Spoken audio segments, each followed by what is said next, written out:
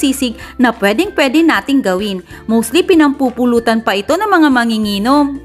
Nilinis ko na ang 1 kilong isaw at papakuluan ko lang ito ng may asin at luya. Tapos, naglagay na ako dito sa pan ng mantika.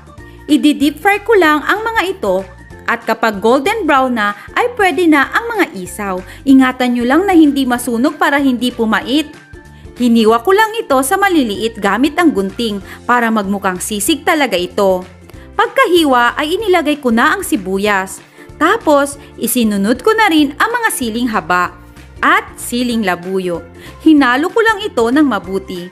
Naglagay din ako ng 1 kutsarang mayonnaise at tinimplahan ko lang ito ng konting asin at paminta.